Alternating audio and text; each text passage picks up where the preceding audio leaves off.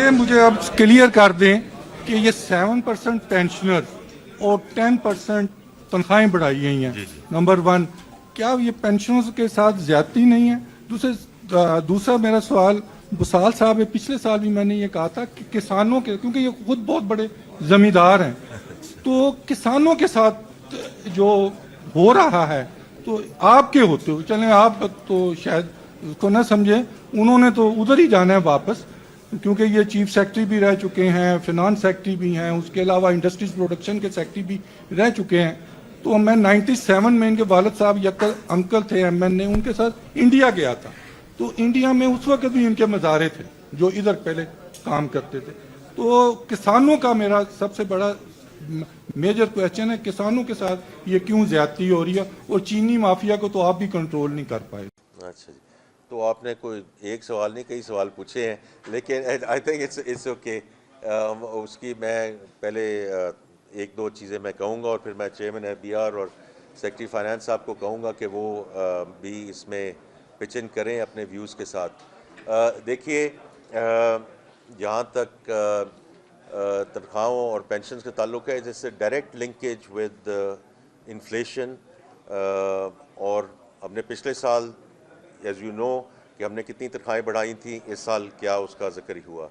इसी तरह पेंशन का भी जो सिलसिला कार है वो डायरेक्टली हमने इन्फ्लेशन के साथ लिंक करना है ना जी, कि जितनी इन्फ्लेशन है उसी को CPI के साथ लिंक करना है। बिकॉज देखें, जो पेंशन रिफॉर्म्स की बात हो रही है, आप तो बात कर रहे हैं गोइंग फॉरवर्ड, लेकिन जो पेंशन रिफॉर्म्स की मैंने बात की है, जो कई हमारे दोस्त अहबाब कहते हैं कि आपने तो कुछ किया नहीं है, लेकिन उस पेंशन को, लेगेसी पेंशन को भी हमने CPI के साथ लिंक किया। तो कोई तो बेंचमार्क होना चाहिए ना, कि अगर 7% है, क्यों 7% है, ये 15% क्यों नहीं होनी चाहिए, ये 2% क्यों नहीं होनी चाहिए।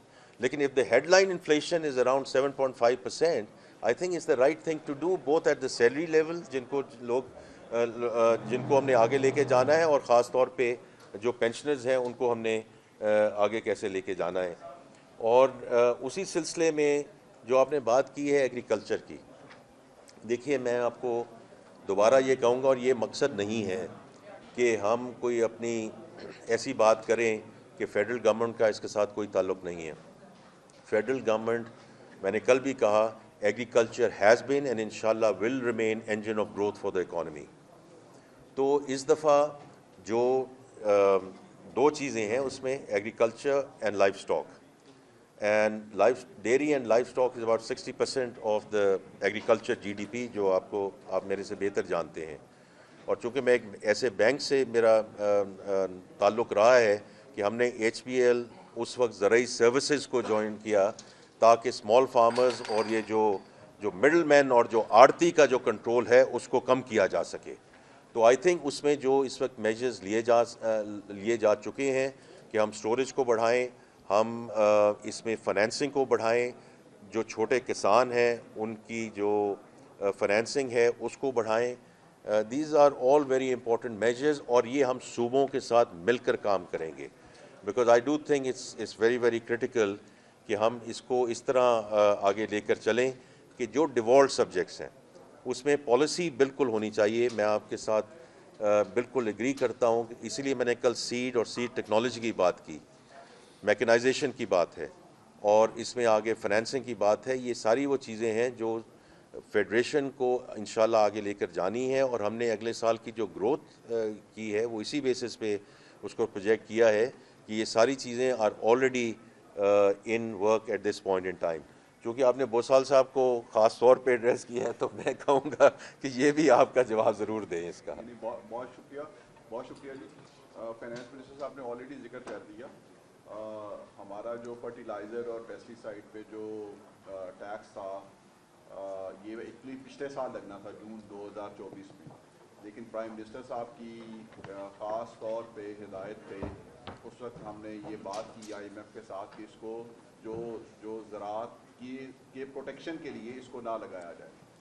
और फिर हमारी ये एक तरह से उनके साथ कमिटमेंट थी कि हम इसको इस साल से इसको हम नाफिज करेंगे।